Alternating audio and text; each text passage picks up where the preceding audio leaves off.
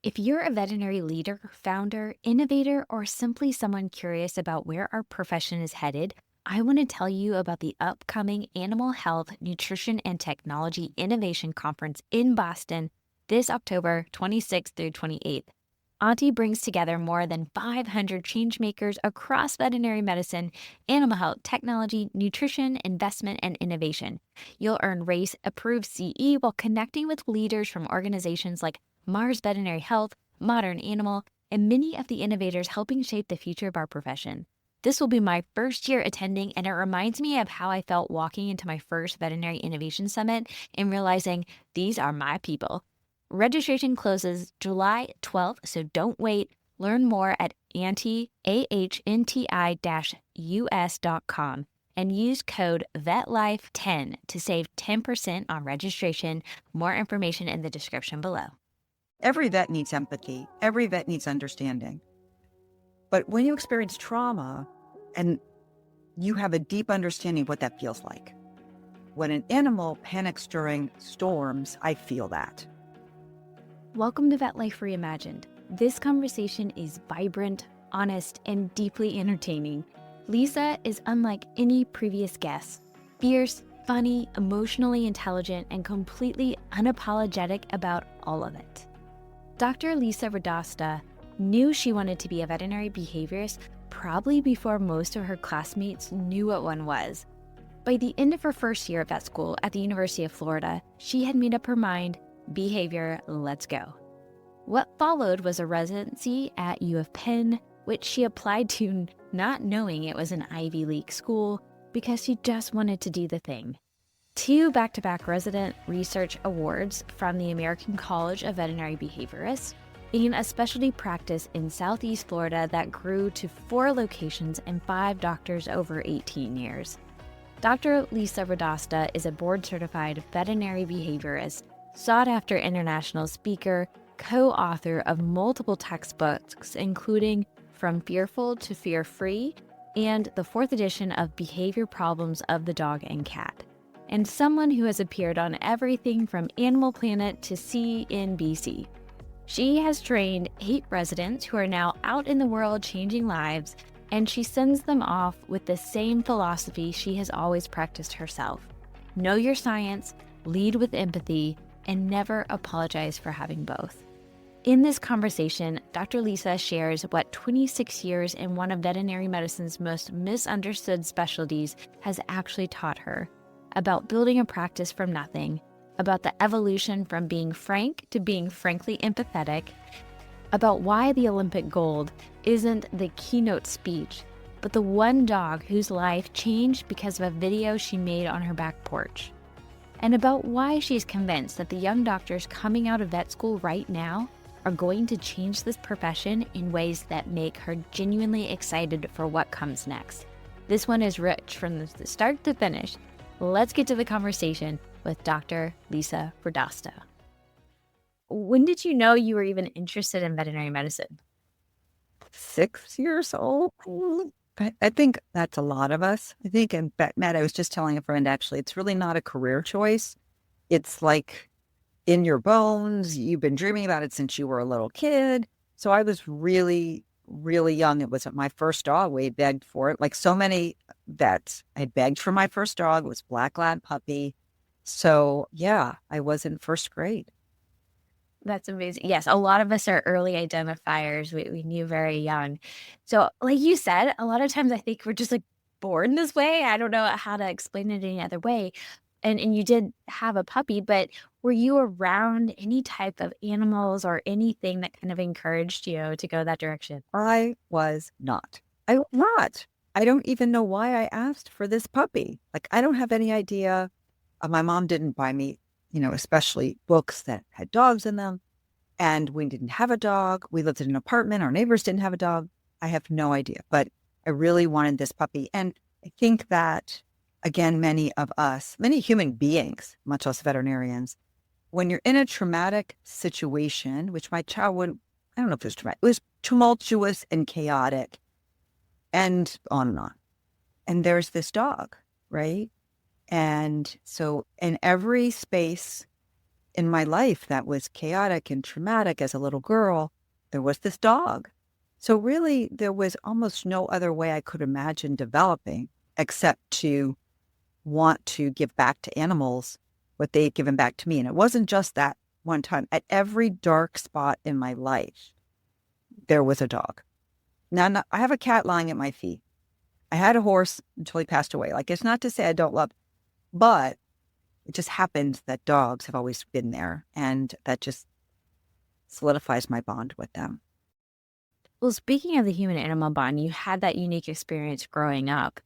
And jumping ahead just a little bit, I usually like to stay a little more linear, but I love foreshadowing too. So now you're a behaviorist, and I believe that behavior is one of the largest impacts to the human animal bond. It really can. So when you look back in your childhood, is there anything that you can remember that, now being a behaviorist, that kind of foreshadows you going that direction? Yeah, that first dog, there was this English trainer. I don't remember her name, but she used to say, walkies, you have to be pretty old to remember her. I insisted that my mom, we didn't have a lot of money, but I insisted that we get this book, and I would train this poor lab who was probably like the most patient dog of all time because I was clueless. So training animals was really fun for me. And that went on with my horses. And then as I got older, I showed my dogs. And then I worked as a dog trainer in veterinary school. So that was always a part of me, was modifying the behavior of animals. And then, on the other side of that, once you experience trauma and someone helps you, so my dog, my black lab, her name was Duchess, you have an empathy toward that being, whether it be a person or a dog or a cat, that I don't think you could have experienced before. When someone saves you, there's more than just a bond. It's like an understanding. And I think that has also carried me through with behavior. It's not that every vet needs empathy. Every vet needs understanding. But when you experience trauma and you have a deep understanding of what that feels like. And so when an animal panics during storms, I feel that, right? Whereas maybe an internist experiences something else in their own life that allows them to have empathy. But when you experience it, then you see it in the innocent animal, you feel compelled to change it, like you have to change it. You know what I'm saying? Yeah. That's very interesting that you also did some dog training, and the podcast episode that I listened to that you were on, sounded like a very good friend that you had known for a long time, and she was a dog trainer. So what was it that directed you towards vet school instead of like dog trainer? Yeah. Well, you know what? That's such a good point because I never thought I would be a dog trainer. I love teaching animals, but I don't know why I didn't go toward dog training. I mean, this is getting into deep personal stuff, but my mom always told us just, some basic Italian momisms. One of them was, don't move from your mother's house to your boyfriend's house. It actually was her father's house to your boyfriend's house, right? So that's advice from mom, Italian Catholic mom. And she also said, always make your own money. And she also said, you're going to college. It wasn't like I'd like you to go because she wanted all the things that she did not have. She didn't have opportunity. So it was like doctor, lawyer, accountant. We didn't have a lot of choices in mom's mind. She wasn't that clear about it, but she was clear. You can't end up like me. Yeah. So I think that we were on the track for college. You can be a doctor in college. Off I go.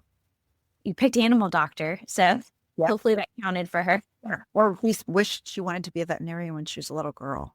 Oh, really? Oh my God. She's proud of my sister. My sister's an attorney. Like, she's proud of all of us, but we share that like deep, just love of animals. Yeah. Oh, that's amazing. So even though it sounds like you had hints of interest in training, did you go into vet school even knowing that a behaviorist existed? Like, is that what you wanted to do the whole 4 years? Not exactly single-minded, but close to it. So when I went into vet school, I knew I wasn't cut out for primary care. It just wasn't for me. So there were 3 specialties I was interested in: neuro, derm, and behavior. The neurologist now more than ever, but even back in vet school, when I was in vet school from 96 to 2000, they did a lot of cutting. I mean, now they cut all the time, right? And I was like, I don't want to do any surgery. So that was out. I still love dermatology. Like I, I love it so much. But the thing that I couldn't stop thinking about and talking about with all my classmates was behavior. So I figured that is where I'm headed. That was from the day one of vet school. I knew I was going to specialize. And probably by the end of the first year, I'd been like, okay, behavior, let's go. You did your vet school at Florida.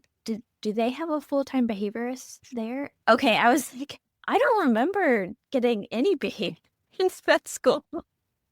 How did you get your experience and kind of like know what to do? Yeah. So I came in with a lot of years of training dogs and horses, a lot. So I had already made the evolution from being a harsh aversive trainer to a positive reinforcement trainer. And at that time, oh my gosh, there was no social media. There was no YouTube. So you're diving into books, you're reading and reading. So by that time, I learned a lot about learning theory. So there was that. And so then we had the 1 week class. Jackie Nielsen taught us for 1 week. And she was such a good teacher. She's a friend of mine now. Like, she was such a good teacher. And other than that, I did externships. And, the thing is that I'm kind of the person where I'm just like, I'm going to do this thing. I'm not like, how do I have to do the thing? And it has 50 steps. And should I plan it? I'm like, no, I'm just going to do the thing. So it didn't matter that I didn't have experience sitting with a veterinary behaviorist, because I was 100% certain that I was going to do the thing. So I went in without experience, and I did my internship, a small and rotating internship, and I just started applying. And my daughter's 18 and she applied to the colleges that she loved. I was like, I don't care. I just want to do the thing. So I applied to every university that had a residency open that year. I applied to everybody, right? So Georgia was open. They rejected me because I didn't have a master's degree. They actually took Mommy, a friend of mine who did have a master's. And then on an off cycle, Penn comes up. So I'm like, okay, this is how I know nothing. I didn't know it was an Ivy League school. I was just like, there's a school. It has a residency. Oh, Alana Reisner is the mentor. I basically had been following her around the country. Whenever she spoke, I was like there, like trying to get close to her. That is another thing I did. I went to so much CE, like every behavior CE that I could possibly get my body to in that time period. So I go up to Penn and I get accepted. And I was like, oh my God. So I came home for my visit. I got my acceptance letter. I told my husband, and he goes, Ivy League. And he hugs me and picks me up. And I was like, what? I don't want to go to any school that will get me through a residency. So yeah, that's kind of how it went. That's something my mom gave us, right? Infinite overconfidence that we are capable. And if you just think about it, and do it, it happens. I like that you didn't worry about the Ivy League nature of it. It was like, this is the thing I want to do, and this is the route to do it. It could have been Bubba Joe's behavior residency in Podunk nowhere, and I would have gone. Really? I would have gone. So yeah, I see the kids now are my technician, everybody has a technician applying to that school. Everybody, right? And my technician's very selective. And I said to her, because she's been declined once to all of her schools. She got accepted to an island school. She declined for financial reasons. And now she's applying again. And I said, listen to me. Look at my face. Apply to as many schools as you can afford to. Cast the widest net. What difference does it make what state you're in? Who cares? Get your degree and get out. And she's like, okay. But that's how I felt. Yeah. So did you have to move for that then to go? Yeah. Yep. So I moved first. And then Scott, my husband, we were already married, of course. And so he moved after me, about 3 or 4 months after me, I would say. Yeah. So what was residency like? I mean, often when you finally get to really lean into the specialty you've been dreaming of, like, what was that experience? Incredible. Like, absolutely beyond, because my mentor was perfect for me. She was there always. I could call her at any time, day or night. She was always there for me. She wasn't always in the building, but she was there. But she didn't micromanage me. So then I remember one day she called me into her office and she said, Lisa. And I said, yes. And she says, I heard that you started a program for students and you're working with research cats. I said, yeah. And she's like, well, how long have you done that? I'm like, 6 months. She's like, okay. Like, it was just one day. You want to do the thing? She would let me do anything. I rewrote our questionnaires with our technicians. With our technicians, I rewrote all of our handouts. She was there as a safety net, like I wasn't going to hurt anybody. But she also was not really interested in the nitty gritty of the things I was doing. And so I got to accomplish so much. I started a program for students where when they came through our service, we got rescue dogs and worked with the rescue dogs. Like, Oh, that's we cool. improved the lives of the research cats. It was just amazing. Amazing. Yeah. It sounds like you are also starting to learn even the other unique things that you enjoyed. It sounds like you might have really enjoyed mentorship or teaching. Any other things you're kind of realizing about yourself and your own interest? So what was I realizing about myself? I knew that I loved, like I was doing what I loved. I think the special part of that, besides being at Penn, was that I had my heart dog at that time, Sweetie, my Rottweiler.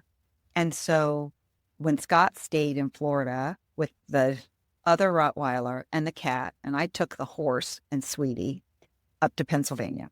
And so I got 3 months before he moved up with my dog in this little tiny apartment in Philadelphia. And those were really special times. Like, we watched a lot of Sex in the City together.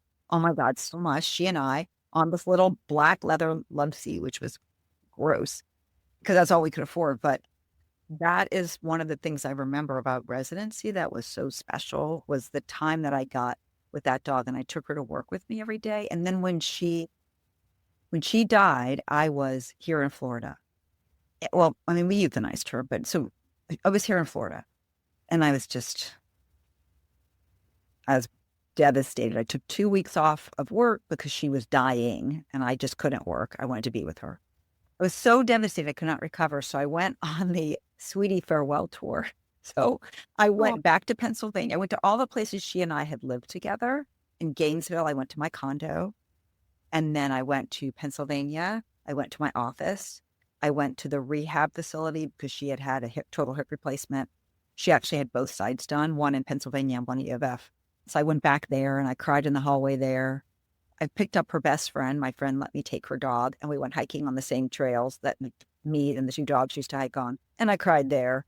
I stopped at the Starbucks where I used to get her a bagel, and I cried there too. So it was like Pennsylvania and residency. It was a really unique and special time. Yeah. Well, the other unique thing about behavior as a specialty, and I love how really intimate with the human animal bond you really have with your dogs, but like behavior is not a huge specialty. And so there's not a lot. I'm a nutritionist, so I kind of understand that it's a small specialty. Not a lot of people, even within our own profession, really understand it. So what has that been like as, going through residency, which luckily you were at a university that obviously at least had some appreciation for it since they had a residency program. But what was that like as you were going through residency, but then also looking at your career options after residency? Yeah. So, well, I mean, there's 2 aspects to that, right? There's the aspect of what would I do? I always knew I wanted to be an entrepreneur and that I would work for myself. I don't like to be bossed around. Better for me to be the boss. It's fine. So again, I came out. I knew what my business plan was. I started my business. I went back to the doctor that owned the practice where I did my internship.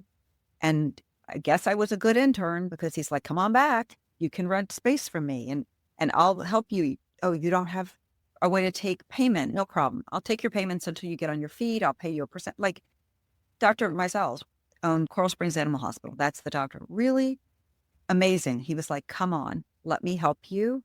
And I'm forever grateful because, like I said before, I'm not going to plan everything out.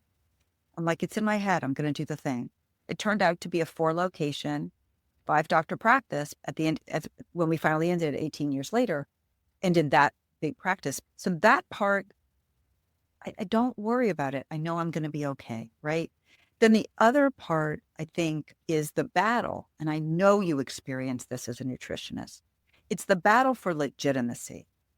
And again, we're getting real personal on this podcast, but one thing that my Italian Catholic father taught me was to fight, right? And I tell people in our house, I was born with my fists up and the motto was kill or be killed. There was a lot in my house. So I don't go home because some of my colleagues they feel beat down. Why don't we get the same respect as an internist or a surgeon? Why are people who are using shock collars held up as the leaders of behavior and how to teach animals? Like we are doctors, et cetera, et cetera. I don't feel that way. I'm right. I got science on my side. And I have no problem debating with anyone. And I know that I won't change everyone's mind. And that's okay, because I have science on my side and I have ethics and humanity, right? Of how you treat animals on my side. So I don't feel, thank you, Dad. I don't feel discouraged. I just feel like every day I get up, I get my Wonder Woman shield and I put my cape on and I crusade for this specialty. And there is no one when I've got my superhero suit on, there is no one that can intimidate me. I will not stand down.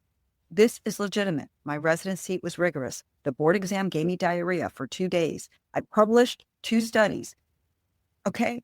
I did it. I wrote my research grant, like all of it. It is legitimate. I base my practice on science, not on my opinion. I have opinions, but that's not what guides my medical treatment. Those are the nuances that I present to clients, my opinions. I remember standing in ICU at Dr. Meisel's hospital because I sat, when I saw cases there, right near ICU, which I loved. So there was this visiting doctor from Toronto, of all places. And I had my stethoscope around my neck because I examine my patients because I'm a doctor, right? Some of them I can't, I get it. But so I had it around my neck because that's how we store things as vets. And he approached me and said something like, "Oh, you're the vet behaviorist. Is that stethoscope just for show?" Again, things are reflexive from your childhood. And I just, without even thinking, just gave him everything with both barrels. The technicians are just standing there like, here she goes again. Here she goes. But I just am not going to be treated that way. And they do it to nutritionists too. And it's awful. It's awful. The specialty is very lucky to have you. I think you do. You have to have the people that are just ready for battle sometimes. I hate it that's that way, but it sometimes it comes in handy when you have to fight for your value and do what you love to do. So when you were building your service at the clinic, what was the first approach? What was maybe because you do the thing. So what was the approach? Was it about building awareness within general practitioners for referral? Was it awareness to pet parents more directly? Like, what was kind of the best approach for you? So Dr. Meisel's taught me that your client is really the referring veterinarian. Now, 20 years later, that's probably not true. 26 years later, it's probably not true, right? Because of social media, because of direct marketing, all of those things, podcasts.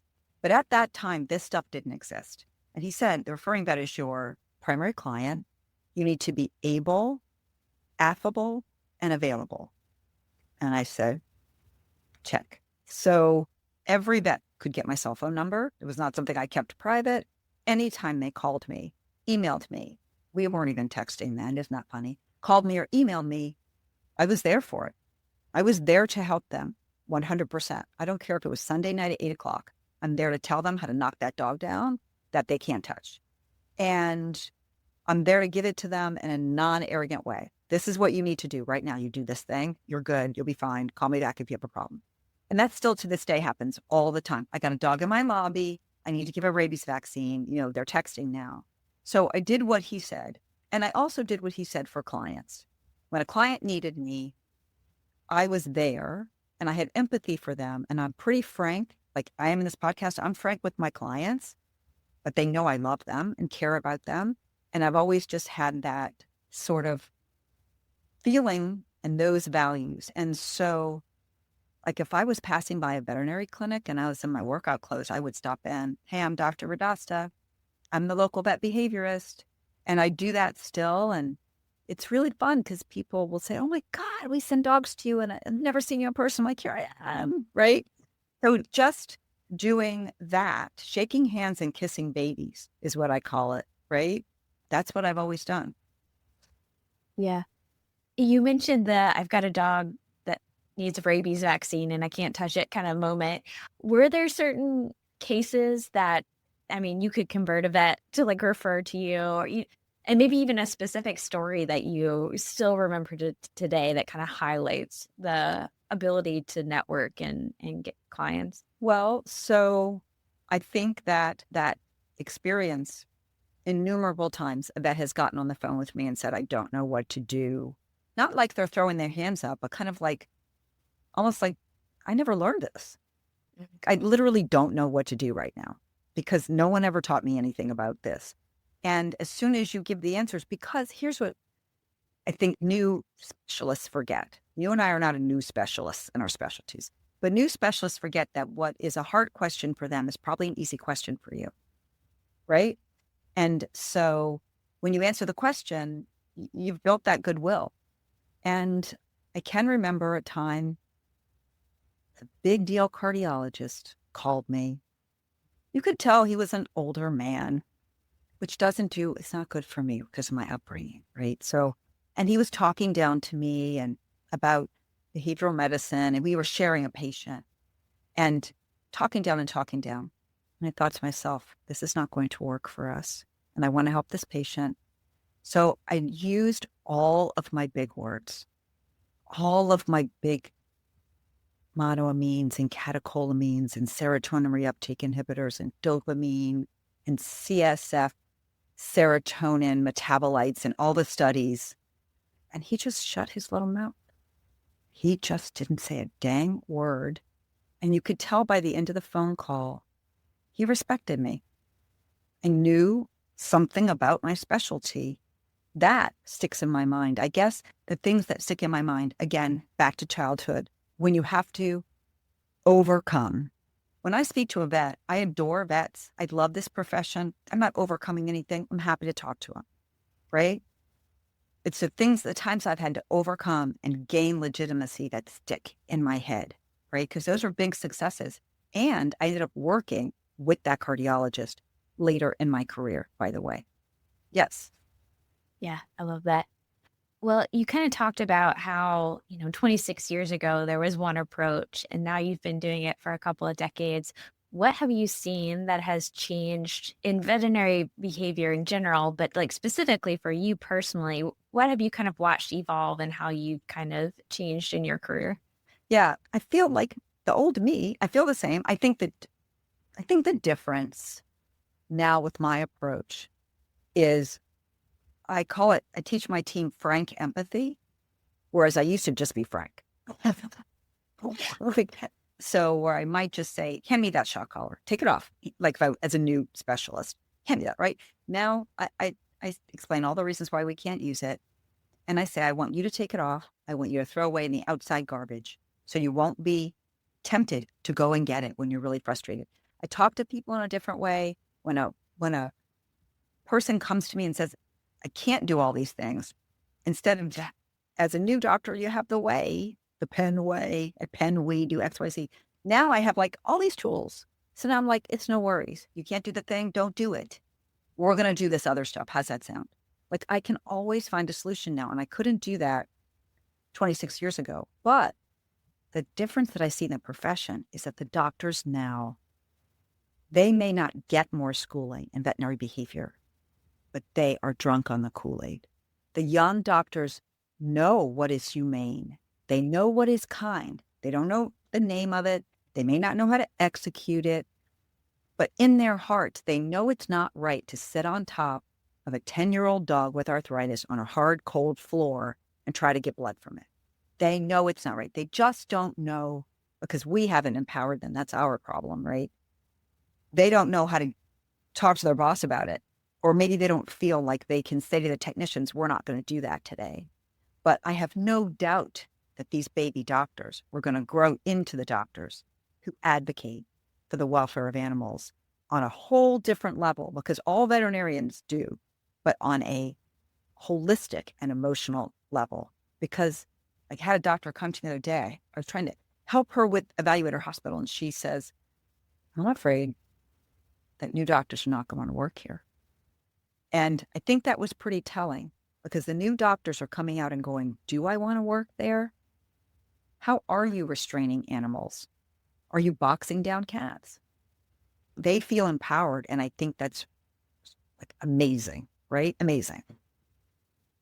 I'm interested that you went towards the veterinary professionals too, which is good, because for some reason my mind was wondering about the pet parents, because I'm glad that that is the sentiment of the veterinary profession, because I think that is definitely the sentiment of pet parents. And if we aren't matching that, that's a big problem.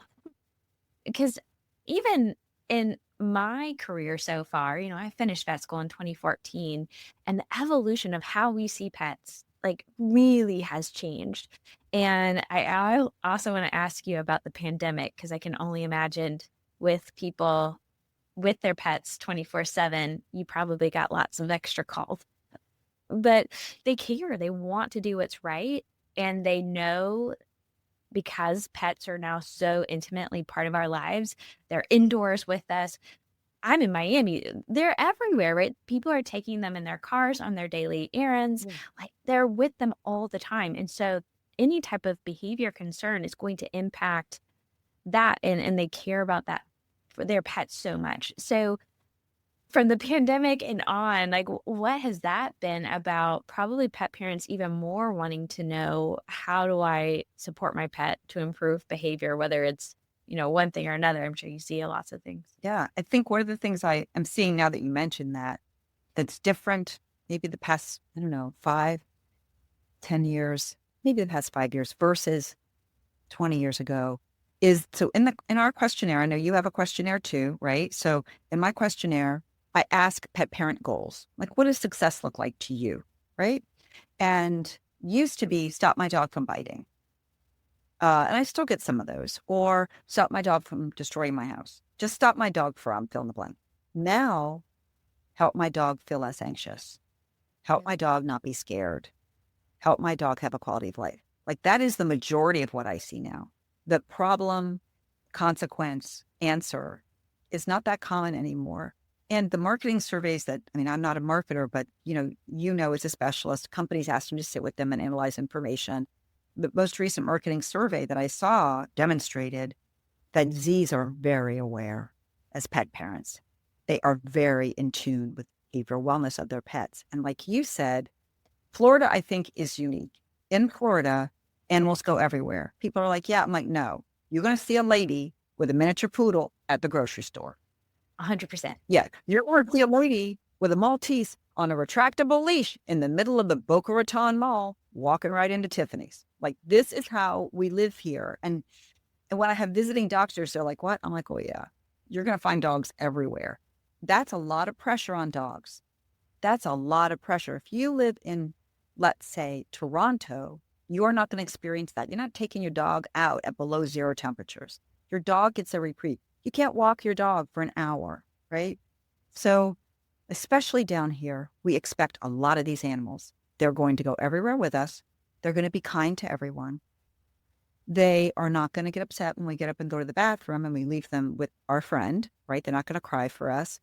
They are going to be quiet and not bark at strangers. Like, we got big expectations of these little animals, and that causes a lot of stress. Another thing that I don't think is that different now than before, but I talk about more now, is the mismatch between the animal's needs and the client's wants, the expectation reality mismatch. That is real, and it causes a lot of frustration for the animal. We've been talking about dogs, but cats especially, and for the pet parent, right? Is that mismatch, because not all animals are meant to go to restaurants, right?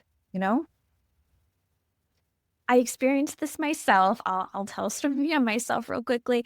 So my first job out of my residency was working at Royal Canin. And so I went to work in the headquarters outside of St. Louis, and they have a pet in the office policy. You can bring your pets to work.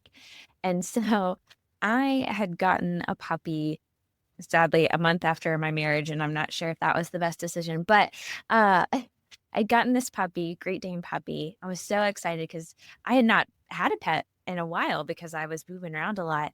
So excited to take this puppy into the office, show her off, right? And, in my mind, I had the vision. She was going to be this perfect puppy, sit by my feet and just be quiet and still. It went terrible. It was so, so bad. And then later, find out she does have a lot of anxiety, and she was just not a office dog. And I had to accept that. And even training did not get her to that point. But I just want to say, I totally get it as a pet parent. We have these wonderful goals for them, and, just like children, right? Like we might have goals for them, and it's not them, and we have to let them be them. Yeah. And that's real. And sometimes I tell clients, you're going to have to grieve it. You're going to have to just grieve it. It's okay. It's okay to be sad that this thing did not work out how you planned. And if it's a young client, I say, you are being prepped to be the parent of a human being. It's not that they disappoint us, because they don't most of the time. It's that you have an expectation as a human being of everything in your life, everything, that your car will start, that your partner will behave a certain way, that your animal will behave a certain way. And when those expectations do not match with reality, that is where stress lives, in that space, right? And sometimes clients are like, thank you for giving me permission to not walk my dog. So for dogs who are reactive and people that have yards, I'm like, why are you walking your dog? Like, tell me what is driving you. Sometimes they want to walk and that's their only exercise. And then we find a pathway. But if they're like, because a dog trainer, or it doesn't have to be a dog trainer, my friend told me dogs should walk. I'm like, yeah, in the backyard. Go in the backyard, right? They want to let go of that expectation. Sometimes we as vets are just like, no, it's okay. You don't have to do that. It's okay. Yeah. So because this podcast, I try to help people start to spark ideas if they are looking for the next step, or just, to grow in their career in veterinary medicine. If someone was, let's say they're already a veterinary professional, could be veterinarian, veterinary technician, what would you recommend if they wanted to pursue more about behavior? Like what are the best places to start? It doesn't necessarily mean that they go and get a residency in behavior, but what do you think, if somebody in practice was interested in behavior, what are some of the best things that could actually revolutionize just the way they practice in general? Yeah. I was just talking to a friend of mine in general practice about this like a week ago. At first, I would decide what is best for you. So I wish that as a baby doctor, I had written a career mission statement, but I didn't do it until many decades later, because that will bring you back to what is really important to you. So do you want to be an expert? I knew I wanted to be at the top of my game. If you want to be an expert, you got one path. You need to go do residency. And I don't care what you think you can't do. You can do a residency.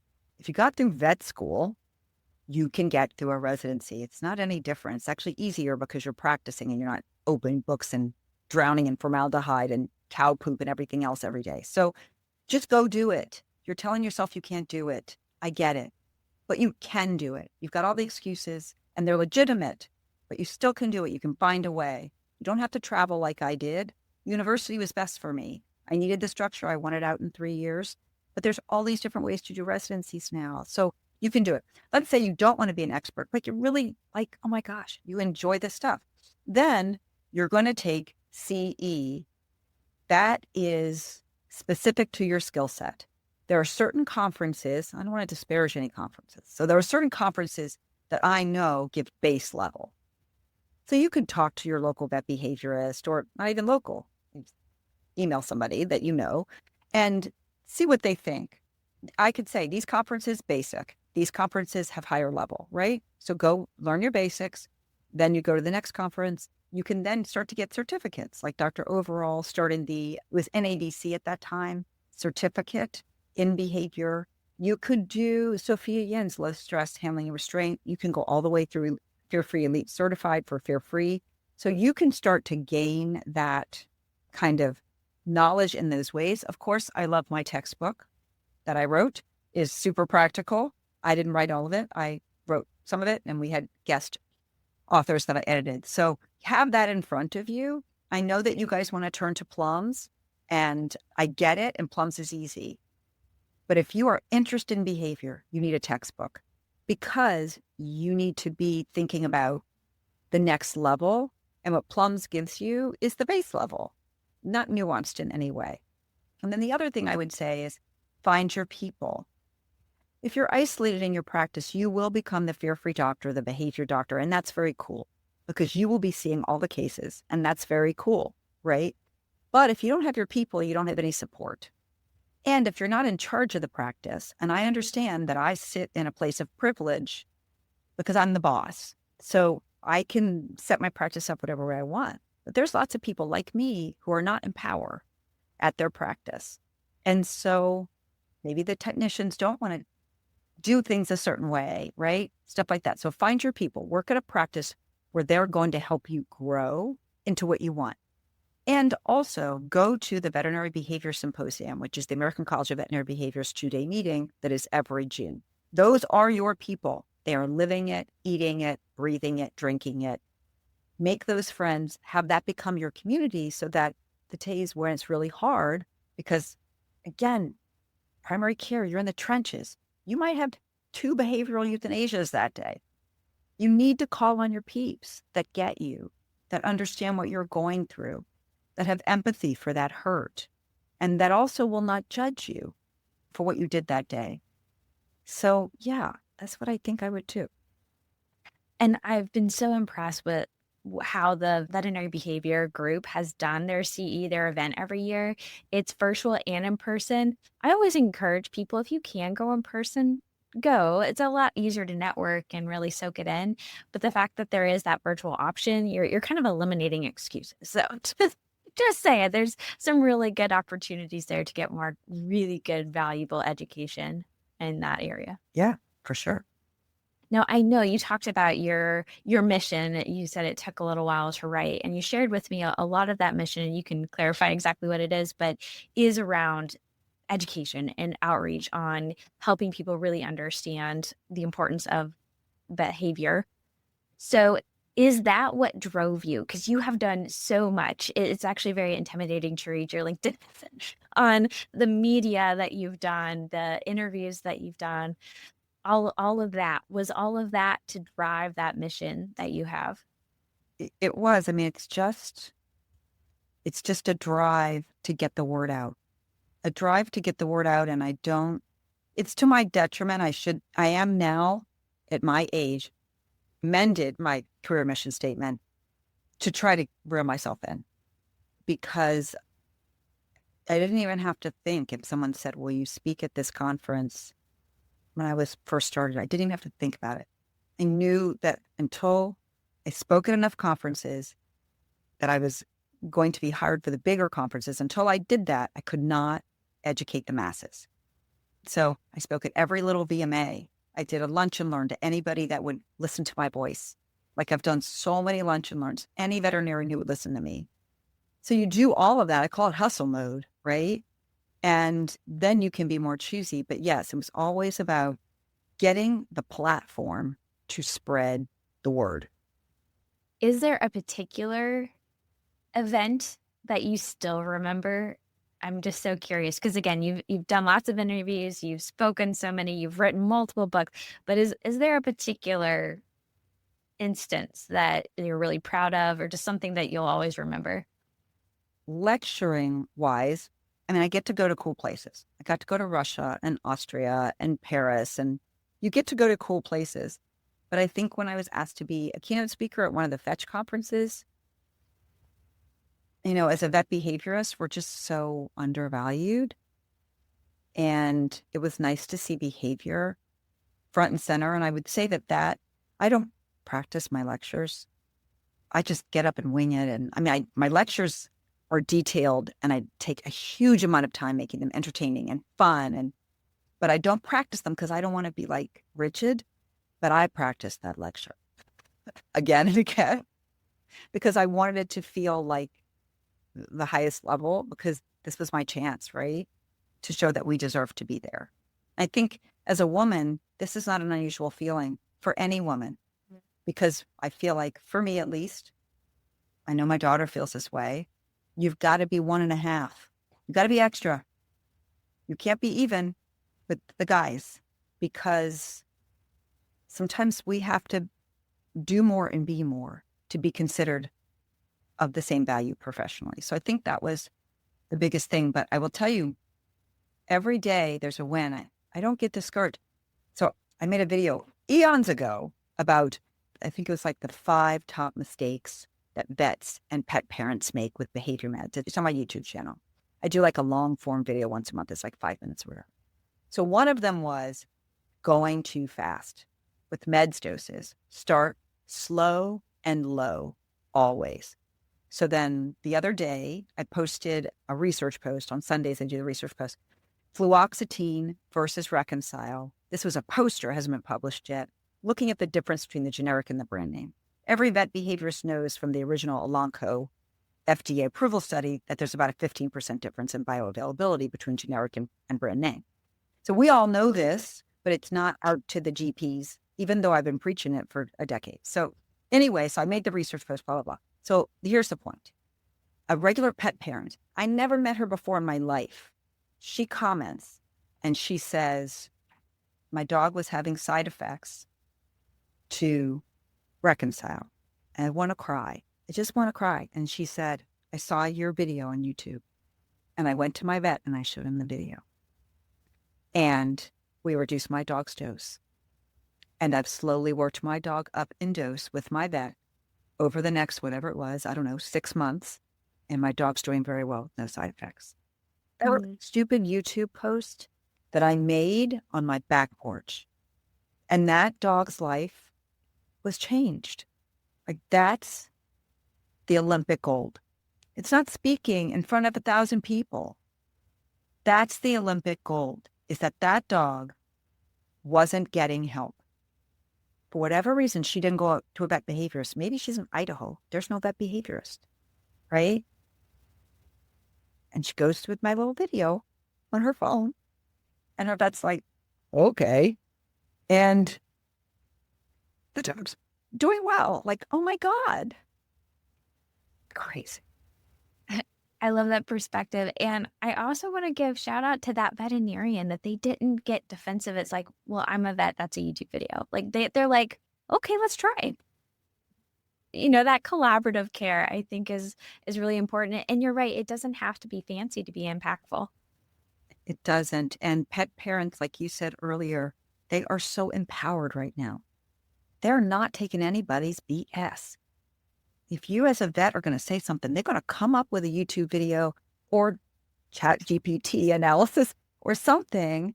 And I don't get upset. I don't think the Dr. Google joke is funny. I don't have a coffee mug with the Dr. Google joke that I'm a real veterinarian. I don't think it's a funny joke. Bring it on. Maybe I don't know about it. Maybe I need to get educated on whatever it is you found on Dr. Google. And by the way, since when don't we enjoy explaining things to people? Isn't that our job? To explain things to people? Yes, you found this thing. Let me talk to you about that. That's our job. Yeah. I know you've trained multiple residents as well. Probably when you're talking to them or just as you're thinking about the future of behavior. I think this is no better time for opportunities within veterinary medicine to lean into what you like, but especially in health when pet parents are really interested in getting their pets' health and in participating. So where do you see the future of behavior and where do you want to stay as a part of it? Yeah, I want to spread the word. I want to crusade until I drop dead in the exam room. That's what my residents said when I took that year break from working. She was ending her residency. I wasn't going to leave until my residents were done. And then there was a client in the exam room. The client's like, oh my God, what are we going to do? You're leaving, Radosta's leaving. And she goes, listen to me. Radosta's going to drop dead in an exam room. Believe me. she is coming back. And she's right. That's how I'm probably going to die. 102, just go down. Some dog will lick my face or whatever. But, or, so, I don't know. So anyway, I hope that I am still seeing cases as long as I want to, because my amended career mission is do what I love with people I want to be with at the times that I want to do it. So I hope I'm still doing this because I love being in the exam room. I hope I'm still educating people. And I hope that I am seeing all of my baby doctors, who are all amazing, all 8 of my residents, change the world. They send me videos of them doing cool things and changing the lives of animals. So I hope I'm still seeing that. And maybe I'll get the opportunity to educate another resident. We'll see. We'll see how it goes. Yeah. I'm curious. You say they send you things about the cool things that they're doing. Is there an example of something that they're... Yes. So I won't say their name because they're excited to hear it. So one of my residents, they're off practicing. And one of the things I told my residents is, by the time you leave this service, you should be able to see a dog in a parking lot without a pre-appointment questionnaire and make a treatment plan, right? You don't need to be fancy schmancy in your exam room and get your 10-page questionnaire. Just get it done, right? They all can do that. So this particular doctor sends me a video, and with it, a story about how an important person brought their dog, and the important person was not kind, and the important person was pushy, and the important person was talking down to this doctor. And this doctor maintained her professionalism, which they would have anyway, but that is what I teach them, but this person would have. And they knew how to talk this person down, which we call the Boca Raton effect. We know how to deal with people. We know it, right? So they told me, I learned from the best. I can talk to clients in South Florida. I knew exactly how to handle this without offending that client. And then this doctor put their money where their mouth was and starts training the dog. And that's the video I got. They said, this highfalutin person brought this dog to me and said, you can't do that. And within 5 minutes, the dog was doing that. Not only can my girls, my doctors, they happen to be all girls, not only are they great doctors, but they all have training chops. They all can train an animal, which is what a vet behavior should be. So that kind of stuff, I'm just like, dang it, I'm so proud of you. If I can say, I am so proud of you right now, because some doctors would be intimidated by the big highfalutin person. Some doctors would have frozen. Some doctors would have been defensive. But this doctor knew, number one, their skill set. Number two, that they were on the right side. They're on the side of ethical, humane training, and science. Once you feel that, ain't nobody going to take you down. They're not taking you down. And you don't have to be angry about it. Just show your skill instead of showing your ass. That's what I will say. And that's what that doctor did. And I couldn't be prouder. They were amazing. I love that. And it is really different about a veterinary behaviorist who is a veterinarian, because we've talked about this too, how there's a lot of overlap in health issues and behavior.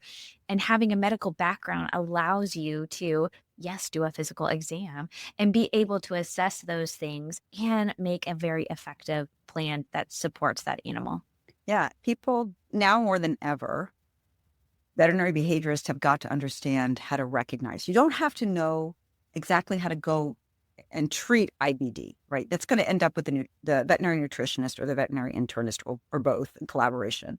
But you have to be able to recognize that, a fecal score of 5 is not what we're headed for, right? Like, you have to know your fecal scoring. You have to know where you're aiming for. You have to be able to explain to clients that the fact that they switched from chicken to lamb is not legit. Like, that's not the food trial. You have to explain to them that the pork treats they're giving screwed any food trial you were doing. Like, you have to know, are you going to choose HA or HP or ZD? Does ZD come in canned? Because the truth is, they all taste different, and some dogs will eat some, and some dogs will not eat others. Many, many times a day, I am practicing orthopedic medicine and internal medicine. Many, many times a day. As much NSAIDs go out of the practice and Prilosec to protect the gut as Prozac, because so many of these animals are sick. Just today, I saw a Frenchie biting, and I said to the lady, I said, this is a Frenchie. I'm going to be frank with you. There's no way your dog's not painful. There's just no way. And 85% of Frenchies have GI disease under the radar because of the pressure, just trying to breathe. I said, she can't breathe. And she's had trauma, been attacked by 2 dogs. And your house is filled with kids. And that's fun for me and you as mommies. Like, I couldn't think of anything more fun, but it's not fun for Frenchies. Right. And I said, does she lick, bite, or chew herself? She's like, yeah. Like, and put on top of that, she's got some dang allergies. Right. Like, we got problems. If you can't recognize, if you're just asking about behavior, you're going to over medicate a lot of animals. A lot of animals. Think. Yeah. Well, I asked you tons of questions. Is there anything that I haven't asked you that you like to talk about with your own career journey, or you think the veterinary profession should know? I just want young doctors to know, number one, yes, you can make a living in behavior. I make a good living, and I made a good living before I closed the big practice. Don't let anybody make you think that you're going to starve to death as a vet behaviorist or a nutritionist. By the way, you can make a good living. Will you be accepted at every specialty practice? No, it doesn't matter. You find your people or you create your people. Just do what I did. Just create people, right? You could do that. Number 2, I think that I want young vets to know you're right. When you see the animal being held down, you're right. You know it's not right. So you can say something. And your technicians often, maybe not all of them, but often they're waiting for you to say something because they don't feel right either. But they were taught to scruff. It's not their fault. They weren't taught anything else. There's going to be the holdouts, but most of your technicians are waiting for you to say, can we try something different? Because I keep forgetting, and my technicians just reminded me the other day, technicians really care about their doctors. You know what I'm saying? They really care, and they want you to be happy. And if they think that you're unhappy about restraint, they're ready to change, most of them. So exercise your power in a kind way, exercise it, and change the world. Yes. Direct with empathy. Yeah.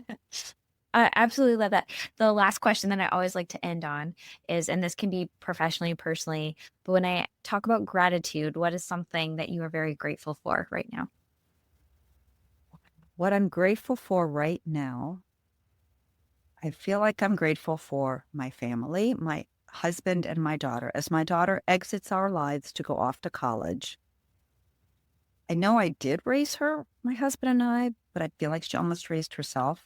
She just I couldn't have manufactured or created with the magic wand anyone more aware and politically ready for the fight, but knowing when not to fight. Like, I didn't have that knowledge.